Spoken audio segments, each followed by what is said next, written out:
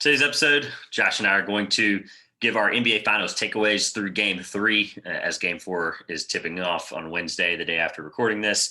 Our Overtime Elite League thoughts as some recent acquisitions to the Overtime Elite League come through.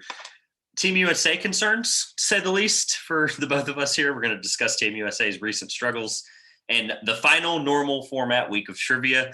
Next week, we will be doing the trivia special, or the championship, if you must, hosted by a special guest.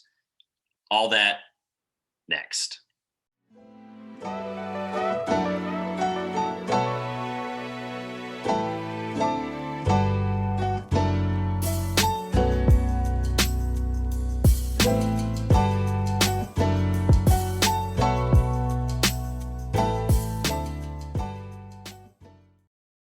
Welcome back to the Two Pointers podcast. I'm Trevor. And I'm Josh. And we are back to discuss, like I mentioned at the top, a couple of really fun topics here as the NBA season is coming to a close. The Olympic times are here. The offseason, like I said, looming around the corner. College basketball shifting, Overtime Elite, all this stuff going on. We're going to bring it all to you. We're excited to do so. Man, last week was a crazy episode with the finals preview and Chris Paul. And we did our top 5 point guards. It's crazy to think it's been already a week, and there's been some fun topics in our NBA circle conversations around those. So, Josh, obviously after a long week, how are you? How you been? Well, I'm just stunned listening to you say that last week was the finals preview. And here we are. It feels like so long since the finals started. Weekly feels like it's been a good week. I mean, it's been a lot to look at as far as basketball goes. I am kind of in that situation where it seems like I'm kind of shocked by these 2-day gaps between games, where I'm like, oh, well, it's not a game today. But yeah, we're doing good though. It's almost unsettling in a sense. I'm not looking forward to it, but as you know, and the listeners know by now, I'm a big fan of the offseason. I think it's ultimately more exciting than some of the regular season. And we're very close, and my draft preview and studying and tape watching has endlessly started. So I'm just happy it's here, and it's just draft time's the best. So not going to spend obviously any time on the draft because we've got some NBA Finals takeaways to go through Game 3. We're recording this a day after our usual Monday, so this is Tuesday the 13th, which is fine because Game 3 doesn't tip off until 9 o'clock on Wednesday the 14th. So you'll be able to hear this if you listen to it the day it comes out, like you should, guys out there and listeners and people all over the world. Thank you for all the support so far. We are going to roll right into our takeaways, like I said, through games 1, 2, and 3. To recap, the game 1 was, a Suns, I wouldn't say blowout necessarily, but it was a controlling victory for the Suns. Chris Paul was the leading, I wouldn't say scorer player. He was the leading guy in that game, really took over the show. Game 2, the Suns as a team couldn't miss. And Game 3, Giannis put up a finals all-time stat line. So, Josh, knowing all what we know so far through to the Suns being up 2-1, what are your initial thoughts from games 1 through 3? I was quite surprised in the first couple games by how much Phoenix really came out ahead of Milwaukee. I didn't really expect it to be so lopsided when it was in Phoenix. I had a bit more of an expectation of Milwaukee to really fire back once they got back to Wisconsin. And so the blowout there wasn't surprising me. I think I guess the biggest shock from two teams that I thought were incredibly evenly matched, we've not had a close game yet. Yeah, weird because, I mean, Game 1 and Game 2, if I'm correct, were the same exact scoreline. Was that correct? I mean, not exactly the same, but it was close. It was very close. Game 1 was 118 to 105 Phoenix. Game 2 was 118 to 108. 108. See, I thought it was 108. So regardless, you're correct. I'm less shocked by the result simply because it was the same example I gave with the Hawks in terms of just couldn't miss, and the Suns. I told you if they shot like they did, almost 50. I mean, honestly, 50, 37, about 90. So basically 50, 40, 90, close to as a team, which is not unsustainable because as you saw in Game 2, what they were able to do. Yeah, I mean, I'm really just, first of all, thankful that it didn't come down to Giannis's health because Game 1 he came out and he played well. I mean, he didn't have 30 like or 40 or whatever like he did in Game 3, but he came out and did what he needed to do. That game was closer, I think, than a lot of people thought in game one. It really was the Chris Paul show, and everyone else was just there, all other 9 people. It was literally, it could have just probably been Chris against Giannis, and I think he still would have found a way to win that game. It was his first finals game. Of course, we want to know in the finals through game one. Chris Paul, of course, went home with a smile. Hope that, obviously, based on predictions we made, I'm hoping he can go home in 6, 5, 7, whatever it may be. But either way, I'm just glad to see how so far it's really been fun, even if, like you said, games haven't been necessarily, I wouldn't call them quote unquote close, but they've been great games if you've watched every second of them. Oh, it's definitely been great basketball, and definitely the Giannis storyline disappeared quickly. Like at least the Giannis injury storyline. 5 minutes gone. Yeah, 5 minutes and gone. I thought he looked a little hobbled in game one with some of his motions, and he didn't shoot the best compared to how he shot in games 2 and 3. But he's definitely back to 100%. He probably had his best game of the playoffs in game 3 in Milwaukee. So he's definitely back where he needs to be. And the numbers he's putting up in the finals are frankly insane. Like 2000, 2001 Shaquille O'Neal like type numbers, honestly, in terms of average. Like through 3 games, crazy. Antetokounmpo is averaging 34 points and 14 rebounds in the finals game so far. It's really the rebound number that hits me there. Yeah, I mean, and even look, 37 points is, and we'll get to some defensive detail in a moment because I have some things about it that I'd like to discuss. Not necessarily in terms of detail on Giannis. Giannis just, they don't have a play. Like no one in the league, quite frankly, other than maybe LeBron, KD, guys that might be able to stop Giannis. There's really, quite frankly, not many guys in the league that can stop Giannis. Kawhi, probably another one in there. I'm forgetting one. But I don't think there's anyone that can stop Giannis, really. And I think my point nearly is there's a way to contain him. And I don't think the Suns, I think they were honestly, their shooting and efficiency, the way they moved the ball in game one, I think is the reason they were up 2-1. Otherwise, they just didn't have us. Even in game one, when Giannis had 17 points and like 18 rebounds, like he was still able to really give them a fight. Game one was necessarily more or less game 1 and 2 was more or less the Jrue Holiday disappointment games. But I said prior to the series, Jrue Holiday is going to have to be the difference maker. And on the other side of the ball, DeAndre Ayton's not necessarily lived up to my X factor expectation that I gave him, but I do think he's been better than Jrue Holiday's been bad, if that makes sense. In terms of defensively, it's less about what they can do for Giannis. I do really like the Torrey Craig matchup on Chris Middleton. I know Chris Middleton's not had a horrible series here so far. I actually don't have a single stat in front of me for this. The listeners might be surprised. I did not pull up any stats for the finals. I'd like to do this off of eye test. There's probably some alarming things there, but Torrey Craig, when he's obviously, and they almost lost him for this series with that injury that he had, I believe was to the quad, but he was able to come back and play in game 3. And I like some of the stuff they're able to do with him. Obviously, he's not going to play 40 minutes for the Suns. He's not going to play even 25 minutes for the Suns. But when he's in on Chris Middleton has to force his shot a little bit more than he normally does. Giannis isn't really having to force shots. So if you can get somebody like one of those two to force your shots like that, you might not be able to stop Chris, but he can definitely stifle and probably frustrate him a little bit. Regardless, Chris Middleton's about the most composed second option I think I've seen in the finals in a very long time. So he's coming in, he's contributing the best he possibly can. And I think regardless, that Torrey Craig matchup is going to be one I'm going to watch as a defensive little nerd. I want to see how he impacts him in game 4, 5, and 6, hopefully. Yeah, it's been interesting because looking at it now, Torrey Craig's plus minus hasn't been the best so far in the series. He's currently at a -7 so far through the series for Phoenix, which is the second lowest for the Suns. But I think that he definitely has that length that could be used to go after a guy like Chris Middleton. My perspective when it came to Milwaukee defensively, or how I thought teams should go, the defensive perspective of trying to stop Giannis is the wrong perspective to take into a game against Milwaukee. Your perspective should not be to stop Giannis. It should be to stop everyone else, because you're not going to stop Giannis.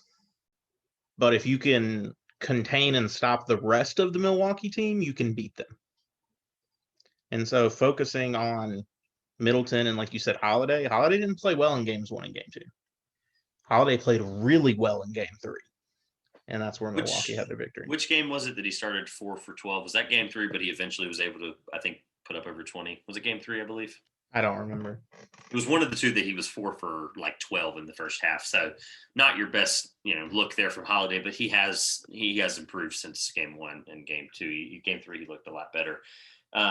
Some of these notes for me, by the way, some of these just takeaways are honestly from game 1, just utter sheer reaction of the excitement of the finals. But example of one, things in the NBA don't age well sometimes, whether it be takes or, just positioning of guys all the time, things like that. My number one concern for Giannis after game 1 and game 2 is he needs to work on free throw shooting the moment this finals is over, whether they win it or not. And he proceeded to, I believe, shoot 13 for 16 from the line in game 3. So, look, neither here nor there. And my point is free throw shooting, regardless for Giannis, looking forward into the offseason here, no matter the result of this finals, he needs to make it clear as a point to be able to shoot well, because he's not a three-point shooter. They're not expecting him to. They've built around him and made that very clear. He needs to be able to do his part, which his part is literally from the free throw line inside. Like you're 15 feet in or so. And that's where he needs to succeed and be well and average 37 and 15. Otherwise, the Devin Booker game 3, that hurt as a diehard Devin Booker fan, as a, watch him sit and be discouraged for 9 of the 12 minutes in the fourth quarter. I believe he only played 3 minutes in the fourth quarter. But games 1 and game 2, he just continued what he did in every other game in the playoffs and showed why he's playing like a top 25 player in the league. And I hope that he really can be the kind of difference maker for them. It's crazy to think that their best scorer is they're going to have to be their difference maker in game 4. But he's going to have to just be Devin Booker for game 4 and not be the Devin Booker in game 3 that we saw. There's nothing statistically to back that up. He wasn't able to shoot well. They were able to defend him well. Defensively, yeah, it's just going to be a struggle. I think there's more defensively, I have to say, on the Bucks, but I don't want to run on too long here. I want you to finish what you were saying. So there's just some things defensively that I think the Bucks need to try more. And I want to see if you had any other thoughts on anything else before I continued. So my only big thing is I think the difference maker throughout the series so far has been that free throw shooting. Looking down at a team comparison, and I'm going to go back to looking at this analytically because that's just the way I do it. But the team comparison number-wise are neck and neck with Phoenix and Milwaukee in all but one category. Like even scoring, Phoenix is averaging 112 points per game. Milwaukee's averaging 111. Nice. Field goal shooting, 47.9% for Phoenix, 46.1% for Milwaukee. Three-point shooting, 38.1% for Phoenix, 37.9% for Milwaukee. However, that surprises me for Milwaukee, by the way, as a team that shot 31% in the playoffs. That could have been their literal only downfall coming into the finals. Free throw percentage. Phoenix is shooting 85.7% from the free throw line. Milwaukee is shooting 67.7% from the free throw line. Milwaukee could lose the series at the line if they don't, as a team, improve their free throw shooting. I mean, and I love to break down exactly how much of that is Giannis if we had, an hour and a half to see how much Giannis contributed to that compared to every other player. I actually don't know the free throw shooting outside of Giannis. I do know though that the Suns, just as a team coming in, I believe in the regular season they were top 3 in free throw percentage. In the finals, I don't know where they ultimately finished going into the finals or in the playoffs. So they are a good free throw shooting team ultimately, and I think I agree with you. That's gonna matter. And imagine how much different that margin could be. And this is, I don't want to spend too long on this, but imagine how much different that number could be if Scott Foster had not officiated game 3. Chris Paul might have to get a restraining order from Scott Foster by the time his career is over. NBA fans know what I'm talking about. So moving on, in terms of free throw shooting, yeah, the Suns just need to continue to be aggressive and capitalize on the fact that, honestly, after Bobby Portis and Giannis, Brook Lopez isn't doing much for them defensively. I think that's been clear through this 3 games. I wanted to tie it to that defensive point I was going to say is the Suns need to do as much as they can to be able to take advantage of that Brook Lopez matchup, whether that's Chris Paul in game 1 like he was switching on to Brook Lopez and Pat Connaughton every single time and just doing whatever he wanted. But I ultimately think Ayton on Giannis actually did, through games 1 and 2, work really well. It allowed Phoenix to be aggressive on the wings where it felt like they were stealing the ball every other possession from the Bucks. However, after Giannis showed up like he did in Game 3, I don't know if I love the 8 and Giannis long term. If the Suns want to win the series, it's just like you said earlier. It's a contained game at this point. It's just a contained game, and Phoenix just needs to be aggressive on the wings, and that's what's going to win them basketball games. Just force the Bucks to miss threes, make threes on the Sun side of the ball, and then just force defensive turnovers in the backfield.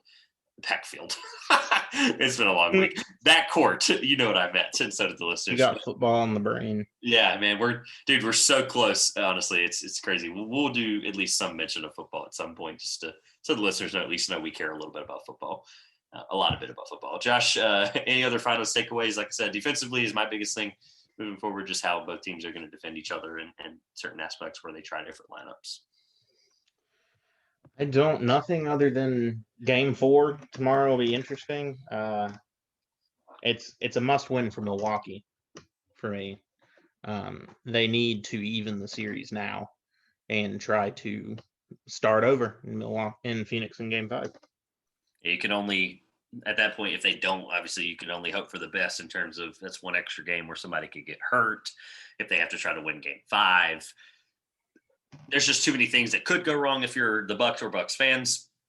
I told you before recording, no matter what, Game 5's a must-win for both teams because we're at a point where Phoenix has, I think, still a good portion of the momentum. That's up for debate, obviously, with the Bucks having won a Game 3. But the Suns have to win Game 4 if they're going to just continue to swing what momentum they do have, so that Game 5 doesn't ultimately end up having to be a must-win for the Suns moving forward. Lastly, for me, I always like to do like a fun fact or a fun thing that happened. Jay Crowder on his birthday in Game 1 was 0 for 9 from 3. So happy birthday, Jay Crowder. We forget to neglect to remember to mention birthdays. We've had a lot of NBA birthdays and a lot of fitting topics throughout the year. I do remember not too long ago, I believe Elgin Baylor's birthday was like a week after we had talked about his unfortunate timely death. So like there was things that we forgot about certain birthdays. There was a segment about Sabonis. And we forgot to mention it was Sabonis's birthday. So I need to be more clear on just saying happy birthday to some of the people in the NBA family. But Jay Crowder, happy birthday. 0 for 9 on your magical day. Not a great way to do that, but then turned around and had 6 threes in Game 3. So he's going to be fun to watch moving forward if he can continue to just get the open looks. His pump fake's been having every single person fall for it every single time. So if you can keep doing that, they're going to be fun to watch moving forward. Do you still, and I can't just end the final segment without at least, you're still guns blazing Bucks in 7? You were Bucks in 7. Winning in 7 means you got to lose 3 times. Yeah, I guess, right? And this is yep. They've lost twice, so look, you're looking good. I need the Suns to obviously. I don't know if I'm looking good, but I mean, yeah, they look. I was prepared for this, and I mean, they lost the first 2 against Brooklyn, and I completely abandoned Milwaukee after the first 2 games against Brooklyn. I'm not going to do that this time. Yeah, the ship is right here in Milwaukee. the Deer District, as they call it, awesome name, by the way. Just have to give credit to the Bucks for that. There was more people outside of the stadium in the 2. They actually had to make the Deer District bigger. They had to block off an entire second section of, I believe it's 2nd Street, they call it, down there in the Deer District, and they had to block off an additional. Ready for this? 9,500 fans, they said. So here we are with almost 40,000 people out the arena. Not even including the 20,000 in the arena. Milwaukee sports fans are the real deal. You got to realize really this is the Packer crowd. I know, cheeseheads, yeah. crazy. Yeah, they're serious, man. Well, yeah, I'm looking forward to Game 4. I obviously, man, it's just we're gonna come on next week because of the way we do this, and we will more than likely, if I'm correct, Game 4 is Wednesday. We might actually. No matter what, I think we're going to be covering the results of the finals. Is that correct? Game 7, I believe, would leak into Monday. Find that out as we roll into the next segment. I have the schedule. You have the schedule. I won't delay. I won't move on just yet. Overtime Elite. People came here to hear the finals. Overtime Elite's cool, though. Game 7 is scheduled for next Thursday. Okay, so there's a couple more 3-game gaps in there. Yes, there will be Game 4 tomorrow. Great for us. And Game 5 on Saturday. So we will be covering the results of Game 5. The finals might be over if Phoenix wins 2 in a row. Yeah. But if Milwaukee wins at least 1, the finals will still be continuing. Because Game 6 you said was when? Game 6 is, I think, Monday. I mean, it's after Monday, I think. It's Tuesday. Tuesday. On this. Okay. So, man, that's going to be fun. We'll figure it out, guys. We'll be active on Twitter. By the way, total promo here, but I totally forgot at the opening of the episode. I was going to do it at the end. We're active, obviously, like on the fans know on Twitter. We're coming up on about 750 followers. Keep following us on Facebook at the 2 Pointers Podcast and on Twitter at 2 Pointers. But we're also, I haven't posted anything yet. We're going to do a little promo for the finals here. But TikTok, we have officially created the 2 Pointers Podcast TikTok. So we'll get our first post up here very soon after this episode's up. Josh, Overtime Elite League. I know that you were just so excited to discuss the changing and evolving world of college basketball and youth and developing sports. So we're a basketball podcast, and here we are talking about a league ran by a sports media company. I am so excited to divulge into what Overtime League looks like and is and recently has become. Josh, your thoughts on Overtime League or whatever you have ready for me. So. Oh, gosh. Earlier last week, I'm going to recap the news from it. For fans that don't know, there's a startup of a league that's being called the Overtime Elite League, which is a professional basketball league for non-professional basketball players. That's the best way I can describe it, as weird as that sounds. This past week, they signed 16-year-old high school basketball player Jalen Lewis to a $1 million contract to compete in Overtime Elite. He will not go to college. There have been some other prospects that have been signing for Overtime Elite in the recent days. They are currently being funded through support from Jeff Bezos, Drake, Alexei Ohanian, Carmelo Anthony, and Kevin Durant. Their pledge is that every player will make at least $100,000 per year, have full rights to name, image, and likeness. And the idea is that once they hit 18 and are able to go into the draft, that they will jump off to go into the NBA draft, to the G League, or go play international basketball. It's supposed to be this new pipeline to get players to a professional status while also making them professionals at the same time. They made headlines because Jalen Lewis was the youngest player in the United States to ever go pro in basketball. Emphasis on United States because younger players have gone in European countries for a long time. Trevor, you look like you have something to say. No, I just want to be clear to you and the listeners that this has nothing to do with the media company Overtime. Did I just completely make that false claim? This has nothing to do with I don't think it has anything to do with them. So I've been real with you and the listeners since December, since we started this season. And this entire time never thought to connect that together. And I thought this whole time that they were connected in some way, that Overtime had started the Overtime Elite League.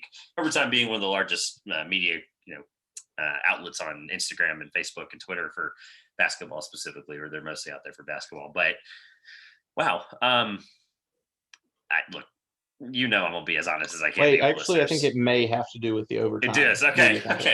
I was like, man, am I crazy? Did I just goof that quickly? But their website's very confusing. Yeah, it is. So, and I wouldn't be shocked if it is, because it's a great idea. If they have enough funding for it, the way they've been successful the last few years. But nonetheless, just a couple highlights of some players. You mentioned Jalen Lewis the other day. They also recently signed an international guy, Francis Lopez, Nathan Misadio from France, Alexandra Sarr, Jai Smith, a guy that if you haven't watched any of his highlights from high school, you need to go check him out.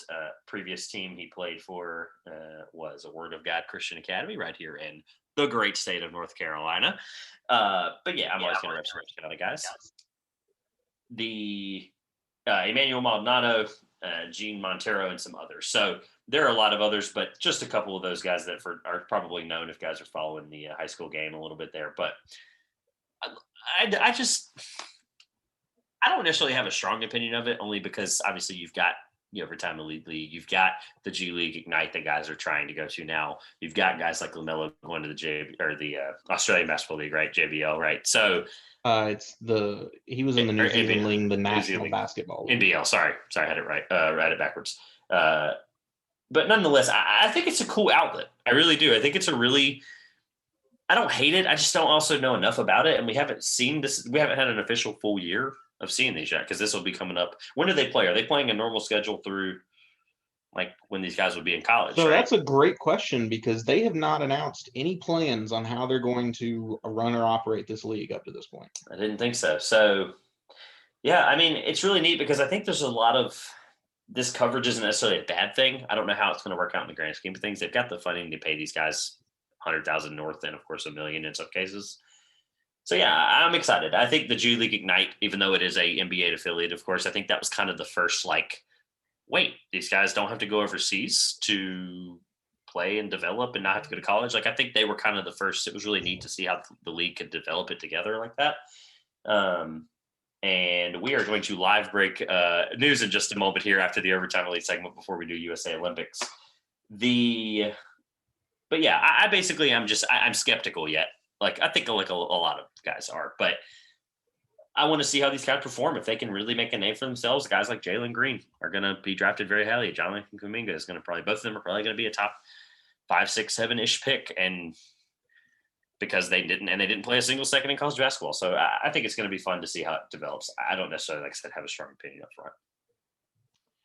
Not yet. So I've got 2 points. Well, kind of a question and then a point. It really concerns me that there have been no plans kind of announced by Overtime Elite on how they're going to operate this league that they're going to be using to develop players. And I mean, one, it bothers me on the development side. The other side, it bothers me because I can't really see how they plan on making any money. They're spending a lot of money and they've got investors. But those people putting money are going to expect something back at some point from this league. And I can't see how they intend to make money. And even once they obviously are going to run a league at some point, they're going to field enough players to set this up. But I can't see how they can possibly make enough money to sustain the kind of financial promises they're putting out. So completely hypothetical here, and I'll just answer your question very quickly in terms of my opinion, because we don't know enough. Honestly, I think that you're correct when you ask it or say it the way you did. I think there's definitely some form of advertisement or TV deal there that's coming that we don't know about. If there's not, like, this is totally just something's in the works, and I don't know how they're going to advertise it. I doubt it's ESPN. I will be clear, but it's maybe something similar to how the Big Three League with Ice Cube did the Fox Sports thing. They announced the Big Three at first. I mean, within a month or so, we found out how it was going to work. So we're a little off that timetable now, because I believe the first Overtime Elite signing was just over a couple of months now. I think it was about towards the early part of the playoffs, if not at the end of the regular season there. So we've had some signings announced for a while now. You're right. I just don't. Is it going to draw enough? I mean, it seems like it's just they may just be truly trying to focus on development. This might be something that these guys are going to get as much exposure to being professionals as possible as guys that are in their 15, 16, 17-year-old age here. I don't know if it's necessarily going to do like the G League is, like the Ignite team, like I said, is doing, but it's at least a choice where these guys can make money, even though name, image, likeness in college. I don't know. Yeah, that was something I'm getting to because I'm just kind of getting started here, rolling through this. One, they're going to have to make money as a league somehow. There's going to have to be a focus beyond player development. Otherwise, they're going to fold within 6 months of starting. Right. My point I wanted to posit, and you can disagree with me on this. The NBA is a player-centric, marketed and marketable league. Professional basketball is a player marketable centric league. It's why it's so successful. Amateur basketball is not. College basketball is a team brand marketed league. I like the amateur players do not get as much attention as individual players do not break free to get as much attention there as they would in the NBA. Because if they did, Oklahoma State's ratings would have been off the chart last year. And they would have been on ESPN all the time. Trevor, how many Oklahoma State games you watched last year? Maybe 3. To see Cade Cunningham. Maybe 3. So Cade Cunningham is probably, like, NBA scouts and analysts are saying might be the most complete draft prospect we've seen in like the last 10 years. Generational, supposedly. Yeah. We'll debate that later. However, no one would debate that Zion Williamson, far and away more marketed, popular TV time throughout his college career. So why is that if Cade Cunningham is a better prospect, better basketball player than Zion Williamson? I love this angle, and I can't find a way to disagree with you because I'm not going to organically disagree with you on this podcast. We've made that clear. I think it's just we're in a turning, and I really am a guy that just I'm a see it, believe it kind of person, like I am with like on-court stuff. I'm going to want to see something that's going to make me feel the way I am about a certain player or in our case segment. But it's just really good timing in how the league, and I mean the league as basketball, because you make a great point how the NBA is the second most popular sports league in the world behind soccer. And soccer is marketed well because of the countries. Basketball, in terms of total countries watched and revenue, is second. I don't know if that's updated as of through this year, but as of the last World Cup, that was basketball. Was second. The NFL and football is still very close, despite the sport not being widely played outside of America. Yeah, it's not even marketed outside of barely England when they do one game a year there or one couple weeks there. So, nonetheless, I use basketball, or I use that as like a informal way to agree with you, because I think we're in this, and I've said this for a few months now, like we're in a huge turning point for how not only the league is going to be developed and pushed in terms of how these guys are going to come up through the system, but I can't find my grasp on how these leagues are going to be life-changing, or just I just can't disagree with you. I can't find a way to and I'm stuttering through this because I just can't figure out a way to disagree with you in any way. This league, if they're so far is just development only or just trying to get these guys signed, it's not enough. Like, I've only heard of 3 guys on this list, and I watch high school basketball recruiting stuff to keep up with draft. So I can't come to fathom that, and it's funny, this is the first time we've ever brought up the recent college basketball image likeness stuff, but it's just fitting that happens. And then the overtime league comes about, and the G League's all of a sudden trying to make a financial well-being name for a lot of these guys. And a lot of it's worked for all of those guys. So I just feel like something's going to be the odd man out, and it's probably going to be the overtime elite league, but we will see how they play. We could look back at this segment in 3 months and could be completely wrong about the fact that overtime's just got these crazy ratings, and it's like this high school exhibition. It's going to be really cool. No telling at this point. I think we're just too uncertain about it. So, to kind of, in case anybody didn't catch the point I was making, the end of it, Zion Williamson, more popular, more marketed, better off in college than Cade Cunningham because he went to Duke. Right. Yeah, the brand point. And I'll add into that, even outside of the Super Bowl and the Olympics, the biggest sports television deal in the world, March Madness. Well, outside of the Olympics, World Cup, Super Bowl, is March Madness. Yeah. People love watching teams they've never heard of the players before. Or Roberts. Exactly. Max A. Smith, who we'll probably talk about in the draft coverage because I think he'll get drafted. He resented, and he's actually going back to school. He did. Okay. He's going back to school. That is actually fresh, like off the press. Back to Will Roberts, I believe, isn't he? I don't know. Banner, the other big one, was transferring, but yeah, he's definitely Max is going back to Oral Roberts for sure. I just saw that yesterday, so it's like tangent on that side. But the brand for college basketball is so entrenched. I can't even call it an amateur league. It's a pro league, but it's amateurs. A weird category. I don't know how to. It's a pro league, but they're amateurs. Sort of. Like, they're not. Yeah. They're like minors, they're not technically. the pro league. Yeah, it's a minor league. That's all the way it can There you really go. be Yeah. called. College basketball is so entrenched. These leagues are not, I don't think, going to be able to make any headway.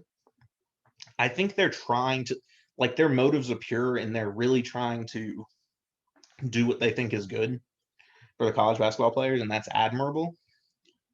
But I really do not think that it's going to succeed. So moving on to the next piece of news, it's a surprise piece of news we didn't cover in the intro because we see it breaking while we're recording, is that Kawhi Leonard of the Los Angeles Clippers underwent surgery for a partially torn ACL successfully. There's currently no timetable for return.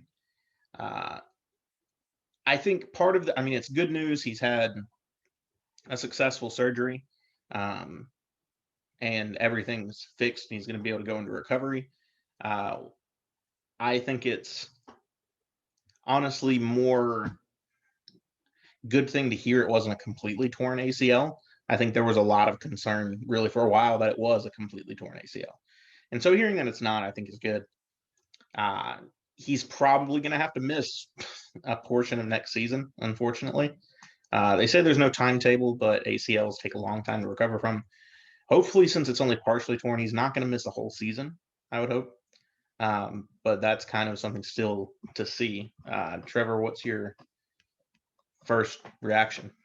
My first reaction is, unless I'm crazy, I think this reassures his re-signing in Los Angeles, I would hope, just based on the fact that he is impending a player option decline to run off and be somewhere else in free agency. I'm just a little confused why it took this long to and I think maybe they knew this whole time it was partial and it was just a lack of break on how severe and when he actually underwent surgery. But what was the point as the Clippers to play mind games in round 3 there in the Western Conference Finals with your best player, no doubt, and star missing, with could be back for game 5 or game 6. He was never coming back, and we knew that. And now we for sure know that. Best case scenario, by the way, partial tears are about a 6-month timetable. And I'm taking that from basketball and other sports. So it really just depends on the guy. He seems like a guy that would just be, able to work his way through and get back. I mean, I don't think it's Kristaps Porzingis in any injury but just based on the quick ramifications we got from Shams, best case scenario, you're thinking like probably December with an October return with the season, maybe December, January, February, probably All-Star break or just after the All-Star break, depending on the Clippers, or God forbid where he goes. I don't know. I really don't know where he's going to go. So I hadn't thought about that side of it. Yeah. And honestly, that's the first thing I thought of. I'm like, okay, we don't really know. And there's not really any way to cover that until we get to our free agency. Yeah. My initial thought was a player of his caliber, the injury is not going to affect his free agency status that much. Didn't affect Kevin Durant. Exactly. But yeah, I mean, that's if he opts out. He has to opt out. So yeah, I would say it did affect Kevin Durant because Achilles and went up to a different team. So but there was no hesitation from any team in the league to sign Kevin Durant, regardless of his. Especially not ACL. ACL, I feel like in the NBA, the way the rehabilitation is now, honestly, like it's not looked at the same as it was 10 years ago. Like Derrick Rose was kind of the first guy that, yes, he never recovered, but I feel like guys come back really easy. It depends on your style of play. Yeah, and also and for Kawhi, I think it's going to be fine. Yeah, he can still shoot mid-range jumpers and defend a guy hopefully really well. Yeah. I don't see any issue. ACL is really concerning for a basketball player if you are a hard driver to the rim, which is what Derrick Rose was.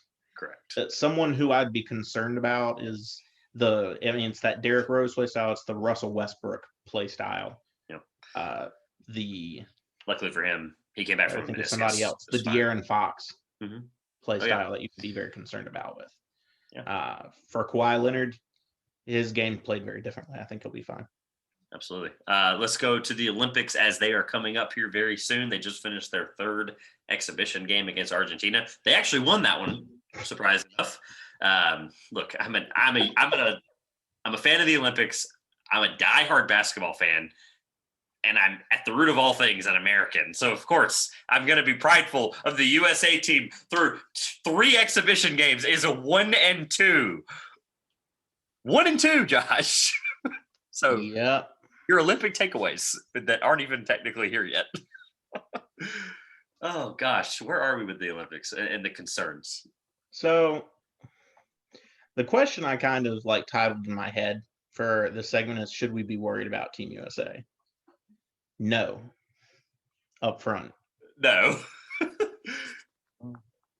It's weird that they're having these struggles in exhibition play, but looking at the roster and looking at the fact that these are exhibitions, they are glorified scrimmages to practice. I'm not concerned. I need to get into Olympic play and see that first game from them against France before I could ever actually be concerned. From my side of things, or my perspective, regardless, I think it's the perspective of a lot of people. I think a lot of people are going to agree with me on this. Is if they don't beat France by 20, there are going to be people that are going to write panic button articles all across sports. 100%. Oh, they already wrote them. So. Oh yeah, but look, and I agree with you. We have to look at this. These are exhibition games. I can't talk tonight. However, Nigeria played like it was Game 7 of the NBA Finals, as they should. They should, as a team that's not the United States of America. They should represent their country in the best way they can. Shout out to every person who is, whether it's Nigeria, Cameroon, or whatever. There's a lot of African representation, as we have an NBA Africa League now. We have the league that J. Cole went over and played in there, the African Basketball League, I believe we called it, or the whatever it was, right? We've got league representation in Africa in terms of hoops. And there was some NBA talent on that, right? Precious Achua made Kevin Durant look tiny with that block, man. I mean, it was just mind-blowing. And I honestly, it was kind of at a weird time too. I feel like it almost got swept under the radar, that game as a whole, up until we're in the fourth quarter, and Adrian Wojnarowski is live tweeting the Nigeria exhibition game. I mean, it was wild, man. NBA Twitter was all over the place. It's a slow news day. Yeah, right. Especially on a Saturday night. I mean, it was, like I said, swept under the rug. I think they are going to have to adjust well to the fact that the Olympics is coached and officiated differently than the pros. And that's not an excuse to the fact that there's some fouls that Nigeria committed that in the NBA would completely and literally be fouls. So even though the NBA is a little soft in that terms, we'll have that change in terms of the offensive player side of things. But another interesting thing to note, I don't think this matters for basketball, but it will matter for the Olympics. So I will mention it. And this is more of a culture / Olympic topic than it is basketball, but there will be no fans officially as of this week. I think this really got overlooked, in my opinion, but there will be no fans as of a new state of emergency that was put in place by Japan on I believe it was Thursday. That's a big deal in the grand scheme of things, because unfortunately now we are, this is the second time. Last year the Olympics, of course, was supposed to be. So hopefully we get to a world in a couple of years when the Olympics rerun in 2024 and we're back to normal and these basketball arenas can be filled, because it's like the most packed arena in all of the Olympic sports, and it's honestly never even the closest. So no, I'm not concerned, to say the least. It's an unfortunate thing to see. It's not a huge shock for anyone that's been following kind of the climate in Tokyo recently. So I wasn't completely shocked. There were a lot of discussions. I'm happy that they're having the games, because not 2 months ago there were still discussions in Tokyo about canceling it altogether, which is wild from 2.5 months away to still be considering canceling the games completely. I'm glad they're playing. I don't think it's going to have a bearing on how things play out there. I don't believe, hot take, I don't think that the Japan national team is going to be a big contender in the tournament to win the gold. So there's not going to be a big host nation favor on that side. But I think we'll see how it goes. There's a lot of kind of trying to shake out players who aren't used to playing together. You've got the teams having some real shooting struggles against Nigeria. And against Australia, the only thing that showed up to me to be concerned about is that Team USA really does lack size inside. It's really bam or bust for Team USA in the middle. And that's because, frankly, the best American big man didn't come play in Anthony Davis. Because looking around, he's the only other option to place at center for Team USA. And due to nagging injuries throughout the season, he wasn't able to. And it's nothing against Bam Adebayo, who's an incredible center, but he can't play every minute. So that could be the only potential problem I can see for Team USA, especially in Game 1 against France with Rudy Gobert. So yeah, it's going to be fun to watch. Coming up on 10 days from time of recording this on the 13th, Olympics start on the 23rd. Looking forward to covering that, and where these segments might be really, really dicey depending on some of the results of those games. So, Josh, lastly, before we roll into what I would guess, actually, I'd be lying if I said I didn't know already, the Olympic themed trivia, because the listeners know he's given me G League trivia. He's, of course, going to give me USA Olympic basketball trivia. At least I hope it's USA themed. If not, it is awesome. So nonetheless, moving on, with the Olympics coming up, I am ready to, before we actually, like I said, divulge into trivia, what I was trying to get at is this is the final official trivia episode of this season in terms of the stats counting. Couple reasons. One being, of course, second normal format where it's 20 minutes of us kind of humming and hawing about the answers. Nonetheless, next week with our possible NBA Finals recap, as well as just the season recap as a whole, we'll have some fun things for that. We'll probably do an extended version of a final trivia. We won't spoil the format or the special guests just yet, but we will do that because ultimately the end of the season should end the trivia, because they're not spoiling anything again as well. Look out for some episodes this summer after free agency and the draft, where we will be doing some guest featured special trivia as well. And we also are looking to, hopefully, there's actually a couple trivia shows that we are in the process of getting booked on. So that'll be a lot of fun, a lot of trivia running through this podcast. Lastly, if you guys have any trivia questions for us next season, when the season rolls back around in 3 months, 5 months, I think, whatever it is now at this point, I'm going to enjoy the little bit of break we get there from basically September to mid-October. But if you have any suggestions for questions or anything like that, of course, we've got some prepared that probably will be outdated by come October next season. But if you submit them on Twitter and the DMs at 2Pointers, like I said, even on TikTok, comment on TikTok, duet the TikTok, whatever, man. Give us the trivia questions because we need them. And also subscribe and download as we are coming up on this episode will be hopefully our 1,000th downloaded when we pass that milestone. So thank you guys for all the support and stuff throughout trivia this year. It's clearly been our most engaged segment on our stats when we look it up. So we appreciate that you guys stick all the way to the end or skip all the way to the end and listen to trivia. Josh, hit me with what could be giving me larger than a half-point lead in trivia here. I am ready to try to make it hard for you in the final round next week. Okay. Yeah, you're coming in with a half-point lead. A perfect showing here would get you to 3 points. We will see if you get there. So, the theme being, everyone is panicking about Team USA this week. So I thought, what better way to do it than to look back to the last Team USA team that failed to bring USA basketball to Olympic glory, the 2004 USA men's basketball team.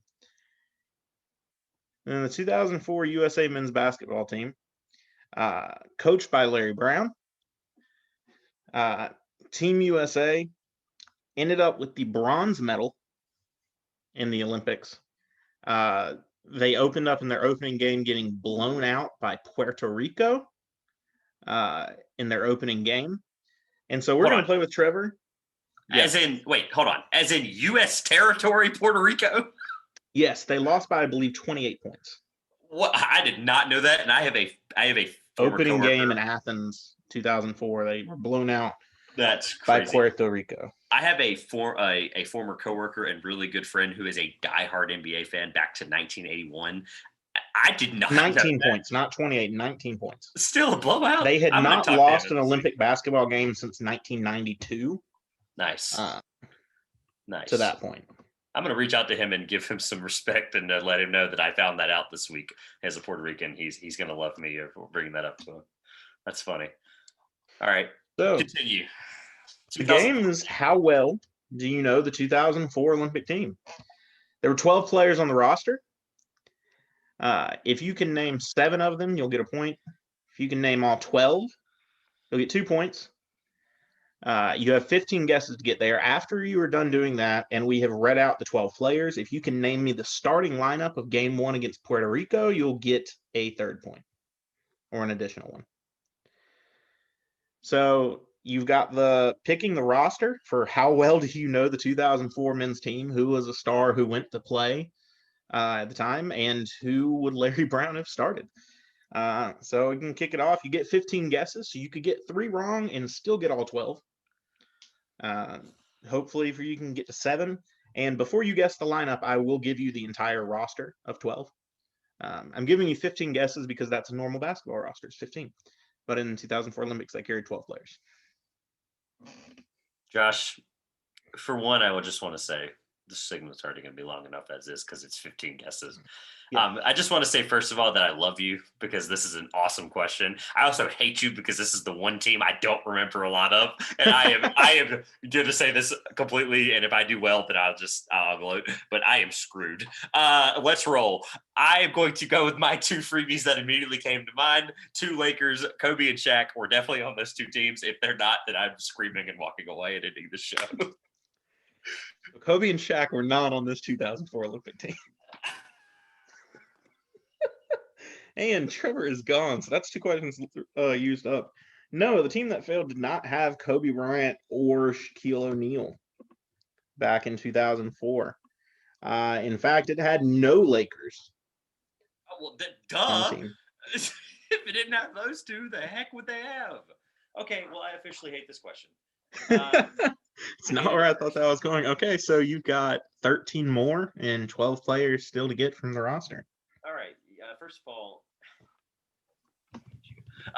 okay, so all right, so I'm gonna do this based on the fact that here's the thing that sucks is that 2008 was easier because it was after guys like Dwayne Wade, LeBron, and guys that would obviously have been on the 08 team, right? So that's where I immediately thought was who's the obvious guys? Well, 2 of the obvious ones were not on there. I'm mad. So, can I ask you one question to be clear to get the confusion out of my mind? Was that how many college players were on that team? Was there 0 college players on that team? 0 college players. They were all NBA players. That's what I thought. Okay. So, oh gosh. Okay. The other obvious one, because at some point he made an Olympic team. It was really remember this is 2004. Right, 2004. Right. There's a lot of guys that ended their career just before then. There's a lot of guys that were just starting to be good in their career after then. So that's an awful year for me. Okay. Vince Carter was really good on the Olympics at some point, and I cannot tie him to a year. There was a famous dunk of his. I think that was actually in an exhibition game. Nonetheless, Vince Carter is definitely on that roster. Vince Carter is not on this roster. We may be hitting on what the problem was with the 2004 Olympic team, I think. The fact that they won bronze, am I correct here, is seeming to be a miracle. So Vince Carter is. So I have to go 12 for 12 if you want. 2 points there. You're really generous for the. What was the point of the 5 lineup at the end there? I would try to guess the starting lineup. Yeah, I'm gonna I just thought. And it took me a lot of research to find it. I actually had to pull up a YouTube video of the USA versus Puerto Rico game to get the lineup because I couldn't get the starting lineup any other way. I thought it would be fun to guess who would have started for this team. Yeah, I'm sorry I wasted your research. So like I said, I'm going through teams now because at this point, that's the only way I'm going to be able to get something right. There's a lot of guys that probably should have been, and I feel like I'm gonna be very nice here to start this out, and I'm not going to give you another hint after this for a while, but just based on your thinking, because I want this to be more interesting, do not assume because a player is young that they were not on this team. Okay, so that was my hesitation, was I was not going to throw out LeBron James, Chris Bosh, Dwayne Wade, and Carmelo Anthony as typical guesses, but a combination of the 4 of those guys were on there. Oh my gosh, Melo has been a killer in his Olympic career. And I know I'm going to count through. I know how many times he was definitely in 08, he was definitely in 2012, and he was definitely in 2016. Would this be his 5th Olympics or his 4th? I don't think Melo's played 5 Olympics. I feel like I would know that. Melo has 3 gold medals, though, doesn't he? This wouldn't have been the one. Yeah, so this would have definitely been the one. This team won bronze. So. Right. Then he would have won in 2008, 12, and 16. Mm-hmm. Okay, now I'm really torn on Melo. I'm coming back to Melo. LeBron had to have been on the 2004 Olympic team. Am I correct? Yes, LeBron James was on the 2004 Olympic team. He was an absolute superstar as a rookie. And this is 04. Well, it would have been right after his rookie season, but yeah. Going into sophomore. LeBron James was on the team, the fourth guest, so we got one on the board. All right. 19-year-old LeBron James.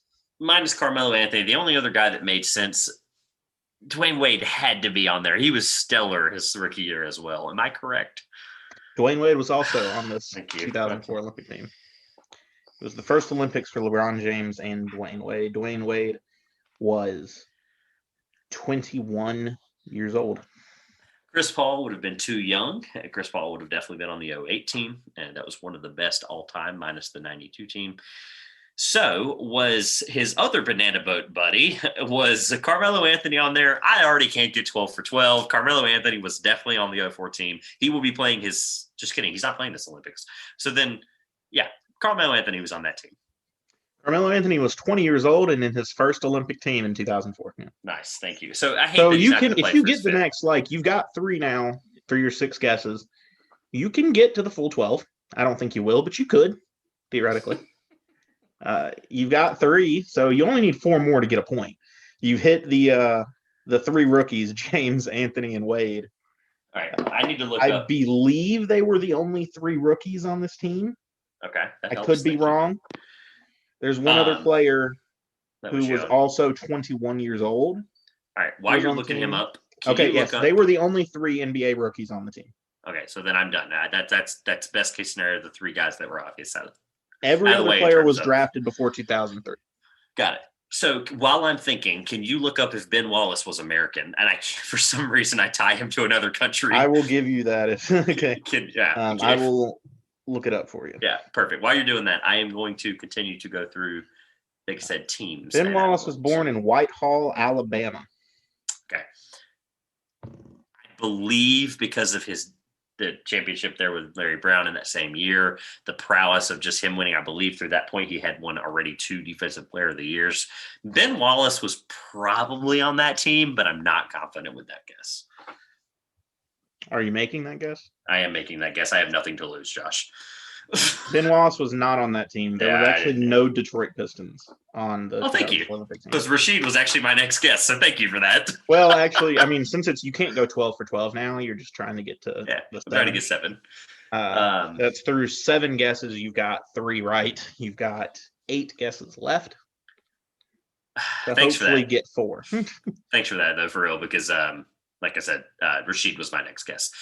This is going to be another point where it's just like, what was that question that I just completely missed? Like Kawhi Leonard and Klay Thompson. There was a question that it was like the best. The listeners know. We don't know, but they know. Yeah, I think it was P. I think it was player efficiency. Yeah. I don't want to pull up a team where it was just a who's who of the NBA. Yeah, I'm trying to think. So Amari might have been on that team. I'm just talking out loud now. Amari might have been on that team. The issue with the Spurs is Tim Duncan's from the Bahamas, Tony Parker is from France, and Manu's from Argentina. So that eliminates any Spur. I was waiting for you to look up and try to give me a funny look because I thought maybe David Robinson had played in his final year in that year, but maybe not. You didn't react, so thank you for that. Gary Payton would have been too old. Sean Kemp, I believe, had retired by then. Oh my gosh, I am just resorting to Seattle Supersonics. Oh gosh, Josh, this is so bad. No Detroit Pistons. Thank you for that. Boston Celtics. Am I an idiot? I think I'm an idiot. I think this is really bad. This is going to be my word. This is going to be worse than the PER. Oh gosh, there's some guys that I can't keep tying to 2011 or 2008. I'm sorry. All right, I'm already hitting a blank, so I'm going to try to go with a guy that I thought Tracy McGrady. There was no Tracy McGrady on the 2004 U.S. Olympic team. All right. So that's 8 guesses. 7 remaining. There was no Chicago Bulls.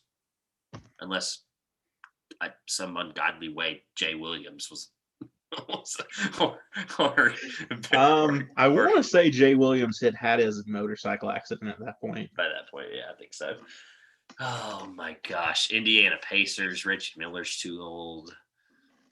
Oh my god, Josh, my brain. Is there any way I could look at a team list or something, like just a list of the NBA teams? I'm looking at a map in my head. That's what I'm doing. I think this is funnier if you just keep going. Oh gosh! All I right, mean, so, there's only like one who I would kind of like be really disappointed in you not getting. Okay. Was there any Charlotte Hornets or former Charlotte Hornets on this list? So, as crazy as it is, there's a Charlotte Bobcat on this team. Oh god. Okay, I surprisingly got that Charlotte trivia a lot better than I thought. Oh, my bad. So. Yeah, they're actually, because I will have to go back and this may reveal it. There is another rookie. Actually, I guess not yet a rookie. A player who had not played their rookie season at that point, but had been drafted by the time they went to the Olympics. What? Yeah. So I guess this is a college player, technically. They had been drafted, finished college, got drafted, had not played in the NBA yet, but was on the Olympic team. 03 draft. So I've got to, it would be the 04 draft because it's 2004. No way was this team so bad that Emeka Okafor on that team? Emeka Okafor was on the 2004 USA men's basketball team. Future Rookie of the Year, Emeka Okafor. Yeah, no disrespect.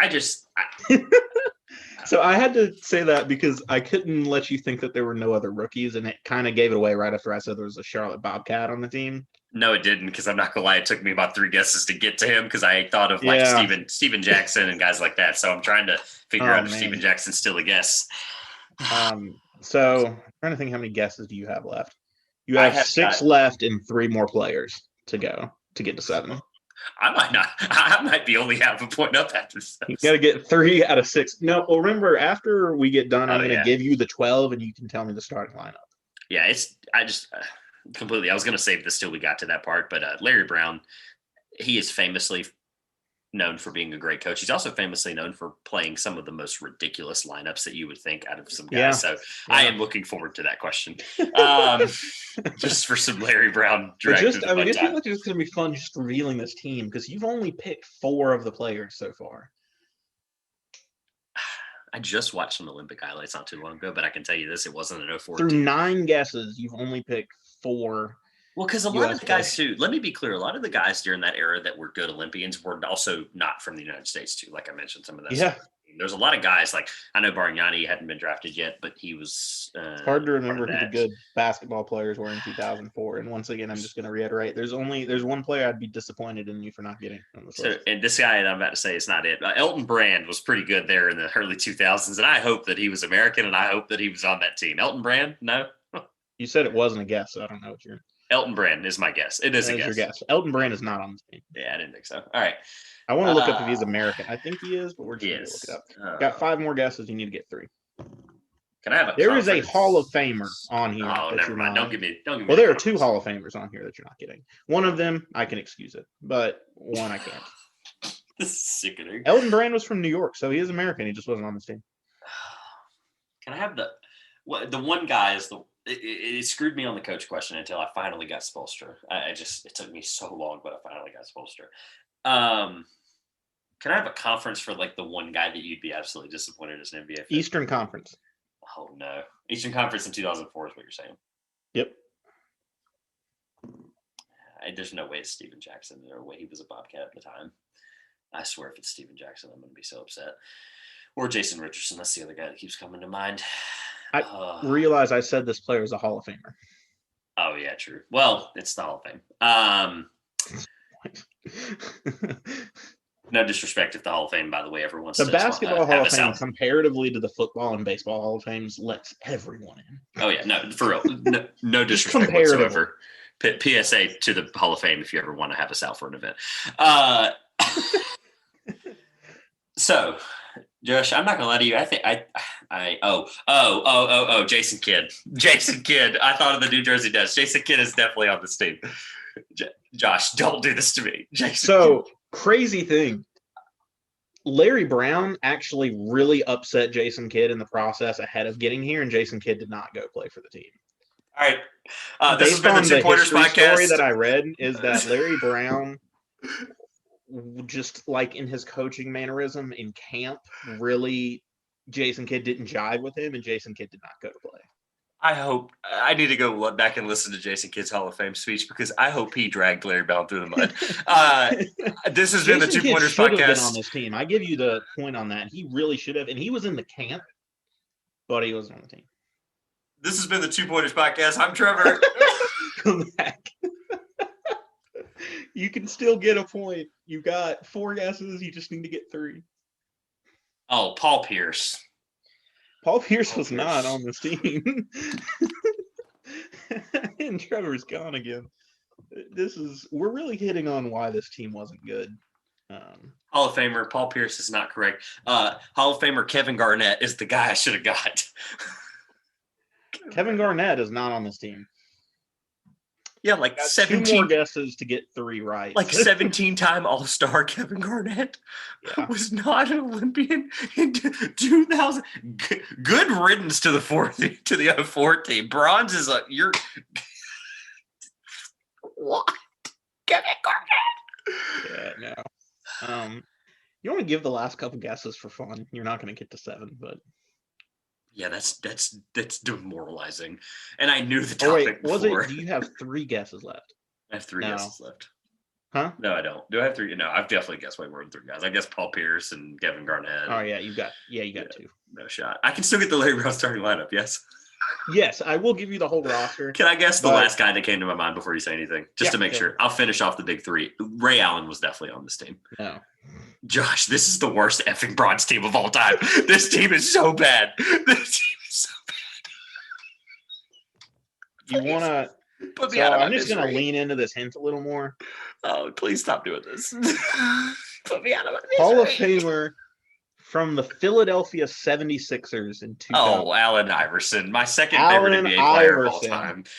One of the captains of the team. My second favorite NBA player of all time. Allen Iverson's your second favorite? You didn't name him? I showed you this. I wish this was a visual podcast. That's the one that I was saying I'm disappointed in you for not getting that Allen Iverson favorite player of all time. Yeah. I'm angry. Okay. Put me out of my misery. Okay, so you want me to give you the roster? Yeah, just go. Reading down the roster, it goes by number. Captain Allen Iverson. Wow. Iverson's good friend that he recruited to the team who really clashed with Larry Brown. New York Knicks guard Stephon Marbury. We then had Miami Heat guard Dwayne Wade. Nice. At the time, Cleveland Cavaliers forward Carlos Boozer. Dude, okay, hold on, pause. Boozer was actually someone that came to my mind the second you said 04, but I definitely thought he was drafted in like 03 or 04. So I was like, I couldn't remember. He was drafted kind of earlier. Boozer was drafted in 2002. Yeah, so he was, man, Boozer was on an Olympic team. I think he was on 08 as well. So he may have been, that one was, man. Okay, so hold on, go back for a second. He was a big all-star for a while. Make sure I have it right. So can I just look up the 2004 team and then I won't look at the lineup? So you're not going to find the lineup. It took me so long to find it. 2004. So I'm going to keep going it down for the listeners. Forward for the Denver Nuggets, Carmelo Anthony. Forward for the Cleveland Cavaliers, LeBron James. Center for the Charlotte Bobcats, Emek Okafor. Forward for the Phoenix Suns, Shawn Marion. Wow, that's center for the Phoenix Suns, Amare Stoudemire. Those 2 I should have got. Forward for the Miami Heat, Lamar Odom. Guard for the New Jersey Nets, Richard Jefferson. And forward from the San Antonio Spurs, who was born in the U.S. Virgin Islands, emphasis on U.S., Tim Duncan. Not the Bahamas. So United States citizen. So shout out to the Suns for representation there. Yeah. I felt that I couldn't come and give you Tim Duncan. Like I couldn't, like, because if I stop you and say he's not from the Bahamas, it just makes it really obvious. Oh yeah. I had to let you get there on your own or miss it. I deserve every bit of criticism. Was he the last? Allen Iverson. He was also a captain of the team. So. Oh well, good. I thought he was from the Bahamas. I definitely I had the islands right. Yeah, he was from but it was from the United States Virgin Islands, and he actually was supposed to be a swimmer. Most people know that by now. Yeah. Regardless, so he was American. Yeah. Can I see how many out of the starting 5 can I get? Don't tell me if I'm wrong if I get one wrong. Can I at least try to get? Because I have a feeling there's going to be some like out of pocket answers. Larry Brown coached lineup. Oh, Roy Williams was assistant the year. I did not know that. And Greg Popovich was assistant. That makes sense. Larry Brown was a Carolina guy. So Larry Brown, Greg Popovich, Roy Williams, and Oliver Purnell. Yeah. All right. That is weird that Paul Pierce didn't make the team then if Roy Williams was there. Yeah. Okay. So this is going to be hilarious. First of all, by the way, the second best New Jersey net, Richard Jefferson made it, but not Jason Kidd. Lamar Odom had been playing for the Heat by that point. Just a couple reflecting points here. I'm mad. Okay. Allen Iverson at some point played either point guard or shooting guard for that first game, and I don't say anything yet. Allen Iverson is one. I'm just going to name them. I don't care what position they played. I don't really care because it's the Olympics. Allen Iverson was either the one or the two. And I'm just going to say this because this is the most Larry Brown thing. And at the time, he was at the peak of his powers, and a guy should have maybe got was Stephon Marbury was probably the other guard in the starting lineup, and I'm not shocked if he is.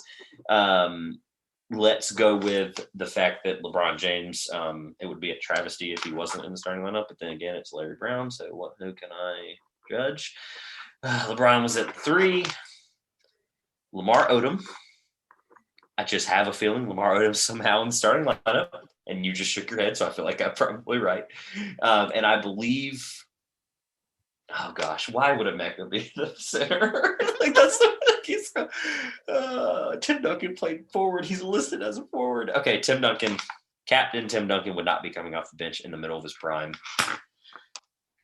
Allen Iverson, Marbury, LeBron, Odom, Duncan. Tell me I'm 0 for 5, please, and put me out of my misery. I feel so bad for you because I'm 4 for 5. Oh! Because can you tell me which one? Can I get a second guess? One of the biggest criticisms Allen Iverson has criticized Larry Brown since this point. Yeah, LeBron James did not start on that 04 USA Olympic team. He played very little throughout the 04 Olympics. Carmelo Anthony. Richard Jefferson started at the 3 with Iverson, Marbury, Odom. Take Larry Brown out of the Hall of Fame right now for that. Just for that. Take Larry Brown out of the Hall of Fame for starting. Richard I feel really Jefferson. bad for you because you got 4 out of 5, but that wasn't the rules. I wasn't getting 5. You know that. I'm really impressed that you nailed on like Odom starting. Oh, I just had this hunch. He was a dog in that war, so It's kind of that time where you're just like, it was that period of the NBA where it's like, when in doubt, just say Lamar Odom. It's also the most un-Larry Brown thing to play Lamar Odom at. Probably 4. Yeah, it was 4. Is that the power? Enough, they didn't win. So no. Moving on, let's get this episode over so we can get. So Trevor leads by half a point in a razor-thin margin as we head into our final trip. This has been my favorite trivia, just because you struggled, but we just really nailed on. Like you hit on things that I wasn't thinking of about how bad this team was, because you hit on all the people that definitely should have been there. This team would have won by a margin of 30 or more if the team I said had been on there. I mean, just if Kobe and Shaq were there. Like, oh my gosh. Yeah, so after this, Larry Brown was replaced by Mike Krzyzewski. And in 08, 12, and 16, the United States have won gold medals in each of those Olympics. Good riddance.